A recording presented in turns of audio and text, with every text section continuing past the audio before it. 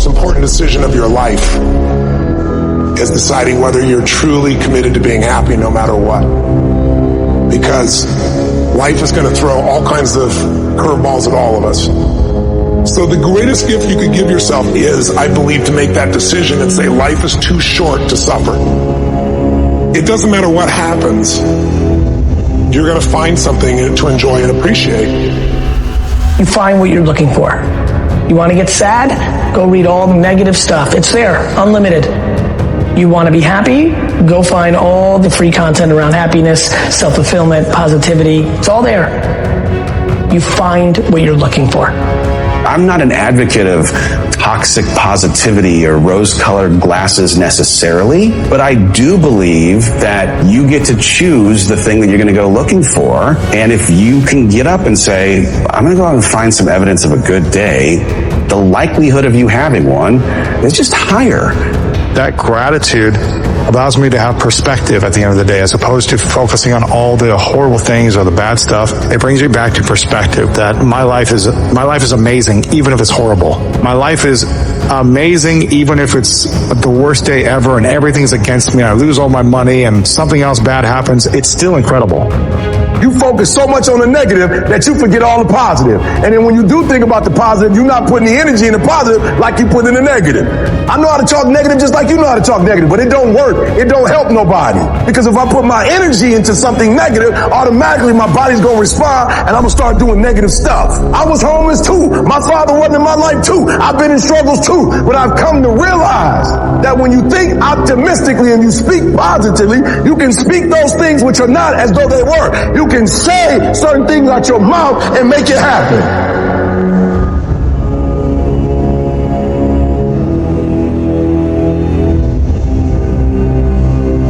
Positive thinking is not about being delusional. Positive thinking is about learning how to take control of internal processes and understanding that that will shape your external environment.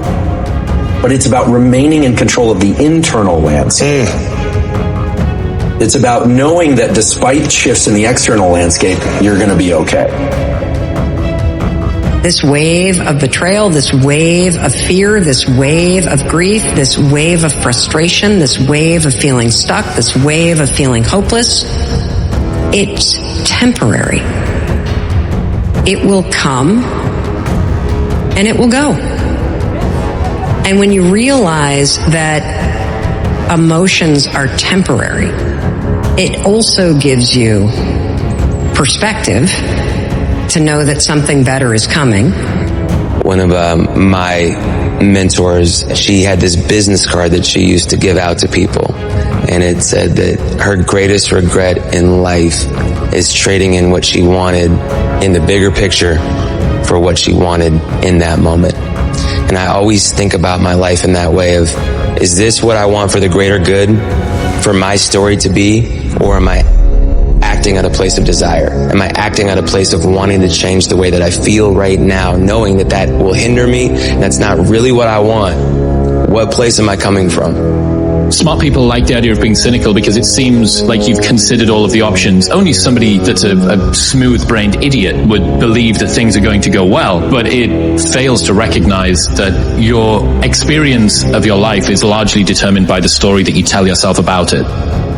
Well, I think it's the idea of going, look, you can change the way that you think about things. So I was thinking about things I can do this narrow bandwidth of things. My belief system, the assumptions I'd made about life. Well, you can get a job and you can work for someone. And after you get a job and you work for 40 years, you get a pension. And when you get the pension, I was on a conveyor belt. Sure. And suddenly I went, oh, I could believe anything. I could believe that I could do anything. I could believe that I could be the guy on the TV show telling jokes. And you can. What you believe dictates your life. You'll be the barrier. You'll be the thing that stops you. Life itself is what we deem it. That's exactly right. It is what we deem it. And so you have to be relentlessly protective of the information that you take in, the thoughts that occupy your mind, the people that you surround yourself with. Because all of those things are influence factors. Another Stoic philosopher once said that You know, when you leave your house and when you come back that night, you come back as a different man. You're never the same man coming back, right? And well, you're either coming back as a better human, more transcendent, more aware, more connected, or not. So every single day for me, it starts at, ground zero. I'm humble and I'm listening and my mind is open. And this is what I've seen and this is what I can tell you about. Everything that I look at, I try and look at from a humble perspective. And if you don't do that, it's going to be a problem. Perspective is everything. Let's go. I need you to hear me loud and clear. How you see this thing is everything. I just limited envy and jealousy, and I leaned into optimism and gratitude. If you're deeply unhappy, instead of blaming everyone else for it, put in the work to get out of it. Because you can. I believe in people. I fucking believe in you. How will you see the rest of your day? Because how you see the rest of your day will oftentimes determine the way you see the rest of your life. Working on yourself, talking to yourself. That's so very important. Overcoming the negative conversation, that inner dialogue that's going on all the time. Even when you don't want it to be there. You can't stop yourself right now from thinking. You can't do it. It's going on. And so learning how to empower yourself, part of doing that is standing up to yourself. You've got to stand up inside yourself sometimes and say, shut up! When are you going to realize that you got to get to a point and focus on the better things that are going to get you to the next level and beyond in your life? Persistence, consistency, resilience, courage, establishing your priorities, mastering self-awareness, maintaining focus, believing that your help is coming. Because if your dream only requires you, it's not big enough. Most people go through life never discovering what their talents are. Most people never develop their talents. They have skills and abilities, but if you don't nurture them, if you don't develop them, they will never serve you. Your gifts can take you many places if you develop your gifts. All you got to do is realize that it's up to you to make a difference in your life. The only reason you're not the best right now is because you don't believe you're the best now. And when you walk out this room, I want you to go in and mention yourself, I'm the best right now. He said, before you even become number one, start to proclaim it and say it long before it happens. So there are those of you who want to mimic their behavior. It's not their behavior you need. It's their mindset that you need. It's the way they think is what you need. You need to start to believe. You have something that you brought to the universe. And that if you decide that my life deserves my developing this what I do well, and becoming the best at it and mastering myself and seeing what I have within me, if you decide to drop your buckets where you are and develop your gifts, I grant you, you'll never ever be without. I grant you that your gifts will take you places that will literally amaze you. I grant you that if you begin to work to develop your gifts, you'll develop a strong sense of happiness. You'll get a larger vision of yourself, because part of beginning to get a larger vision of yourself, all of us need some area of our lives where we can have a feeling of competence. That people know when they think about this area, that's something you do. That you eat and sleep that. And that you do that. You do that. And people know it. I don't care what it is that you're trying to achieve, what you're trying to accomplish, what you're trying to give, how you're trying to evolve, what you are looking to become. Everything rises and falls on your perspective. If you decide to maintain a sense of integrity with yourself, that if I speak it, I'm going to live it. It's who I am. I know you hate the gym. I know you hate to lift weights. I know you hate cardio. I know you don't like drinking water. I know you don't like taking care of your temple. You think it's the hardest thing to do in the world to commit. But there is somebody who's in the grave today, and if they had another opportunity to live, they would enthusiastically, with great confidence and courage and consistency, do what you hate just to live a little longer. Find the positive. See the bigger picture. Guard your gratitude. What price are you willing to pay to make the dream a reality? But just look forward. Look forward to the best of you. Look forward to the mistakes you may make. Look forward to the failures that may come your way.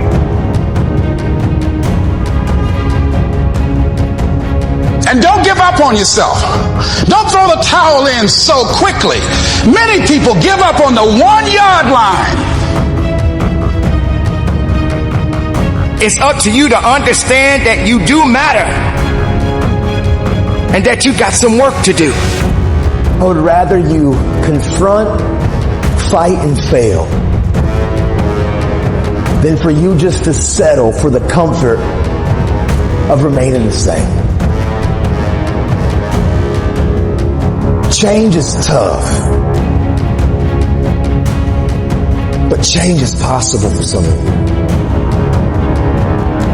The world's not going to become easier all of a sudden. No, as you mature, you're going to have more responsibilities, more things that people expect out of you. But the truth is, you can do hard things. The truth is, as long as there's breath in your lungs, there's hope in your heart. Ask yourself, what's my dream? What's my dream? You think you're just here to work on a job, pay the bills, keep a roof over your head, a car note, and then die? Come on. Give me a break. Raise the bar on yourself. Challenge yourself.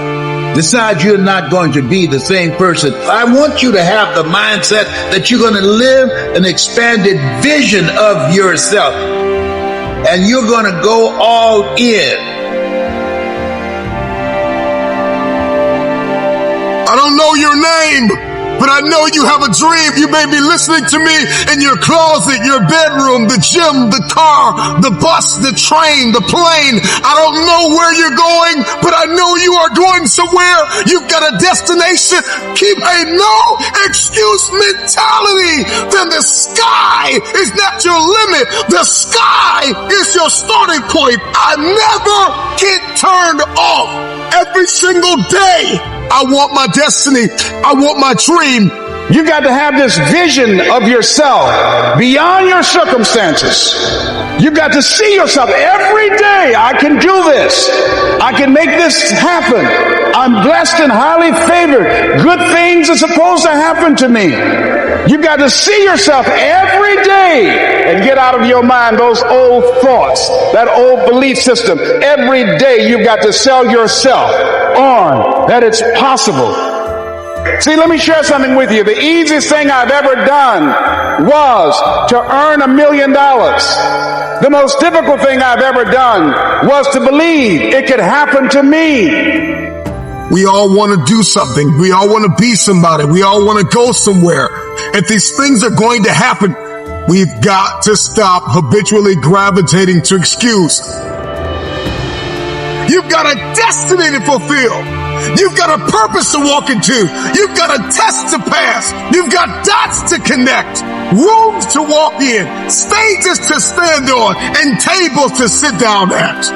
But you got to put a new mind in you. You got to get out of your mind. You got to begin to restructure your thinking. I'm ready to do this for my family. I'm ready to do this for my mother. I'm ready to win for my father. I'm ready to make history and ready to do something that nobody ever thought I could do. And we mistake the fact that we're supposed to be comfortable 24/7. Well, let me tell you something. Comfortable is equivalent to complacent. It's not always about the accomplishment. It's about the effort. I choose not to be a common man. It's my right to be uncommon if I can. I seek opportunity, not security. I want to take the calculated risk, to dream and to build, to fail and to succeed. I refuse to live from hand to mouth. I prefer the challenges of life to the guaranteed existence, the thrill of fulfillment to the stale calm of utopia. I will never cower before any master, nor bend to any threat. It's my heritage to stand erect, proud and unafraid, to face the world boldly and say, this I have done.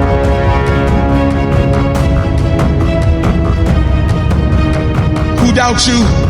I'm worried when you doubt you. Because when you doubt you, you can't get nothing done. When you doubt you, every little thing that gets in your way turns you back. When you doubt you, all of a sudden things just seem to be harder. But out of everybody who doubts you, you can't doubt you. You got to believe in you. You got to believe in your ability. You got to believe that you can win. We get one opportunity to come this way. We get one shot. We got one life to live.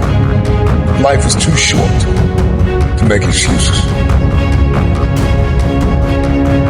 So I just came to talk to the game changers and to the change agents who are willing to confront any part of you that's not speaking to your madly, wildly amazing future.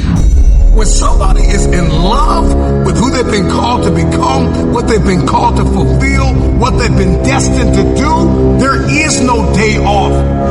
I'm telling you, don't wait another moment. Don't wait another day. Don't wait another minute. It's lonely. It's challenging. It requires discipline. It requires perseverance. It's a mindset. It's not over until I win. People that make excuses are not connected to their destination. They don't have an end game. They don't have a goal. You have allowed yourself to become a weak link covered under the blanket of excuses. But I'm just wondering if there's anybody here that has a dream. I am ready. Come on. I am ready. Come on, let me hear you. I am ready. One more time. I am ready. The pen has always been in your hand. I say write a story that's going to be damn good to read. And ask yourself, what's my dream? What are you willing to do that you've never done before? What are you willing to say that you've never said before? When you live like a warrior, you are vigilant, you are courageous, you take initiative, you're ambitious, you have an expanded vision of yourself. You're going to take some chances on you. You're going to bet on you. You don't settle for any and everything when you're a warrior. And you got to be in fight mode. You got to be ready to fight. Life is a fight for territory. Once you stop fighting for what you want, what you don't want will automatically take over. This is the year for reset. This is the year for restart. This is the year for reignite. This is the year for repeat the things that you love. This is the year for recommit. This is the year for redesign. This is the year for re-engage. This is the year for restart. This is that year.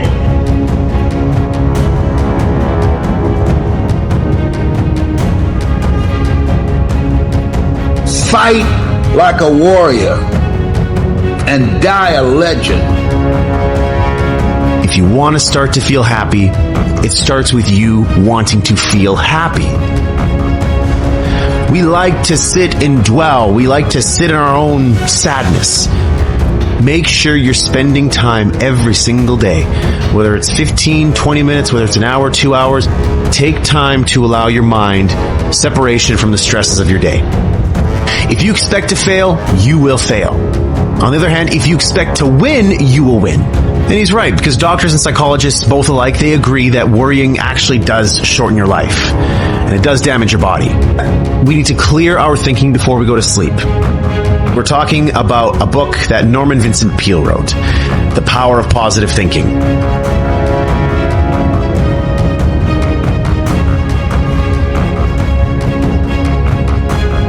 Let's kick this off with golden nugget number 1. Creating your own inner happiness. You are responsible for your own happiness.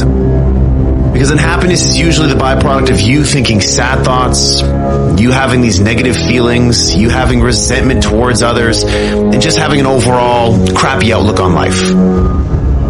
So if you think those things, what do you think is going to happen? You have to force yourself to not think those negative thoughts.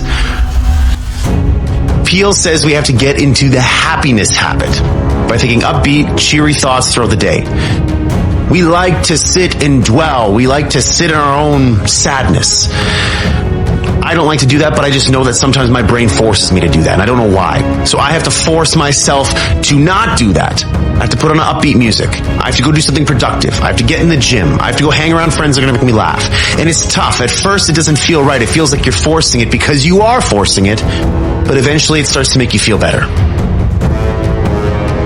There are miracles happening all around you. There is beauty all around you. Open your eyes and look. Can you see the sun shining? Great. Can you hear the birds chirping? Great. Can you feel the warmth of the sun on your skin? Awesome. There's simple beauties all around us. If you want to start to feel happy, it starts with you wanting to feel happy. So short circuit those negative thoughts. And when you start to feel bad, when you start to find yourself gossiping, feeling guilty, feeling angry, feeling whatever it is you're feeling that's negative, turn that around. Force yourself to think positively. Do positive things. And while it doesn't feel right at first, keep going. You're on the right path. Golden nugget number 2, the antidote to anxiety. People waste a lot of their time, a lot of their energy fuming and fretting about things that they cannot control. Go back to Covey's principle. Circle of concern, circle of influence. Focus only on those things in the circle of influence. Everything else in the circle of concern, you can't control. You can't affect that. So move on. Don't allow your mind to just spend time in that space. You're wasting your mind's energy. So as part of this antidote to anxiety, Peel says that we need to slow down to relieve our anxiety and to attain peace. And he suggests meditation. He suggests that we devote at least 15 minutes daily to calming and relaxing ourselves by thinking peaceful thoughts, or not thinking anything at all. So something he shares in the book is to help get rid of the tendency to worry and get angry, we need to relax and spend a few minutes thinking about beautiful, peaceful settings, hearing the birds chirping, feeling the sun on our face, all these things that I was talking about before, where it's just a matter of you actually thinking that in your mind. Wherever you are, if you're at work, if you're in your house, it doesn't matter. Close your eyes and open your mind to maybe a place where you were on vacation before. Then go there for 15 minutes. Smell the smells. Feel what the sand feels like on your feet. Feel yourself plunging into the ocean. So the antidote to anxiety, it's all about clearing your mind. However you choose to do that, make sure you're spending time every single day. Whether it's 15, 20 minutes, whether it's an hour, 2 hours, if you're working out of the gym, whether you're doing yoga, whether you're going to cycling class, whatever, take time to allow your mind separation from the stresses of your day. Golden nugget number 3, expect the best. If you expect to fail, you will fail. On the other hand, if you expect to win, you will win. So, what seeds are you planting in your mind? Are you planting seeds of positivity or seeds of negativity? So what? Your life is going to give you back more of that. Are you planting seeds of, doubt and, I'm not going to make this work, or something bad is going to happen? If you're planting seeds of that, guess what you're going to get? More of that. Start focusing on the positive. Start focusing on how things can go right. And guess what? When things go wrong, say, there's a lesson in that for me. Because life doesn't happen to me, it happens for me. So everything that's happening is there to teach me a lesson. This isn't a setback, it's a set up.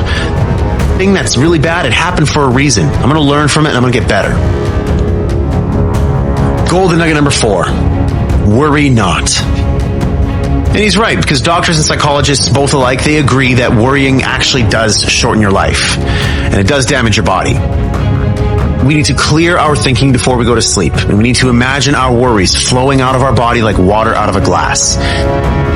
So don't think that my path is the right path. No. This path is good for me. I replaced worry with hope by putting together goals.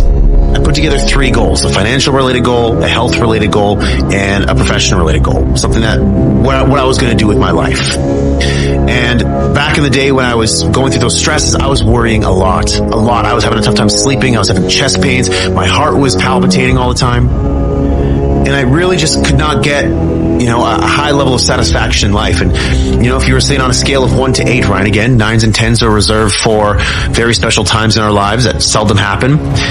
I was sitting at a 4 consistently, where I would wake up and I'd all of a sudden feel the stresses of the day. I would pass between 3 and 4 all the time. So what I did was to replace that worry, that anxiety, that fear, I built myself a plan that gave me hope. Goals that gave me hope. Something that got me excited. Something that I wanted to work towards. Something I wanted to achieve because I knew that if I did, it would get me out of this mess and my life would be better as a result. Golden nugget number 5. Problem solving. I had problems that I needed solutions to. I had desires, I had wants, I had dreams, I had goals that I needed a solution to. The crap show was a solution. Create Your 8 was a solution. But what I did need to do was take myself out of the busyness of the day and allow my mind to sort of free up and look for inspiration all around me. And know that whatever solution I'm looking for, it's going to come to me. And this is where in this golden nugget in the book where Peele talks about, problem solving, he gives us 10 problem solving techniques, which many of them I believe with.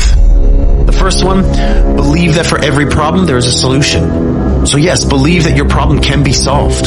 Yes, it's hard. Yes, it's difficult. Yes, you don't have a solution right now, but there is a solution. And oftentimes there's more than one. 2, try to maintain your serenity as you address a problem. Don't feel anxious. Don't try to get angry and say, I'm not getting this. I don't understand. No. You need to be calm. You need to be hopeful that there's going to be a solution to this problem. Number 3, don't try to force an answer. Don't try to say oh my God, I need an answer by Saturday at noon. If I don't get it by Saturday at noon, then it's too late. Sometimes you can't force it. Life often happens for you. And so you just need time for that to reveal itself to you. Number 4, gather all relevant information. Pretty simple. Do as much research as possible. Number 5, write down all facts about the situation. Again, get understanding for the problem, what's going on. You need to get clarity on the problem so you can get clear on what solutions you need to solve it. Number 6, spend time praying about the issue you are confronting. Listen, if you're praying about it, that's fine. If you're not praying about it, maybe you're thinking about it. Always make time to think about it. When you're walking in nature, yes, take time to think in nature and allow your mind to flow. But when you separate yourself from the stresses, the anxieties, the busyness of the day, allow your time to think about solutions. Number 7, believe in and seek God's guidance on the promise of the 73rd Psalm, "Thou wilt guide me by thy counsel." If you believe in the religious aspect of that will talk to you. That necessarily doesn't talk to me. So I maybe won't be using that one. Number 8, rely on your inner gifts of insight and intuition. There's things that we believe we should do, and then there's things that we know we should be doing. So you got to listen to yourself, and it takes time. It does take time. It takes patience. It takes some maturity for you to realize what you're great at. And sometimes you're doing something just to make a living, just because it's my job, it's my career, it's what I believe I'm great at. But you have other gifts within you that maybe you're not exploring yet, that you should be. Number 9, attend religious services where you can and listen peacefully and let your subconscious work on the problem. And you can go to church or you can just go for walks. I love going for walks, period. I'll put music on my ears and allow myself to think. Pretty simple. Pretend the answer that develops in your mind or comes to pass is the right answer. So I just allowed the thoughts that came in my mind. Whenever I had a thought, an inspired thought, I wrote it down on my phone. Pulled up my phone, opened up the notepad, and just wrote it down. At the end of the day, I would think about it, ponder on it, say, you know what, this idea is something I want to go further into and dig deeper into that. That's exactly how this show happened. That's exactly how Create Your 8 happened. It's exactly how you're going to find solutions to your problems. Last but not least, golden nugget number 6, how to handle heartache. Now, everybody at some point in their life experiences heartache, and it's tough. And so Peele says that for us to get over heartache, we need to resist the heartache by staying busy. So if you're getting a divorce from your husband or your wife, if you just broke up with your girlfriend or your boyfriend, if you just lost a loved one, if a loved one passed away, a friend, a family member, doesn't matter who it is. He says that in order for you to get through it, you need to stay busy. You need to return to your normal activities as soon as possible after a loss or a defeat. And you need to resist the temptation to brood and feel sorry for yourself. I gotta get back to work. I gotta get back to my goals. Get back in the gym. Get back to eating right. Get back to hanging out with my friends, my family, listen to the music that I was listening to. We have to return to life. But sometimes we just have to be sad, and we have to work our way through it. But the key here is to not allow your mind to dwell on it for too long. That's not handling heartache. That's allowing heartache to take control of you and to win.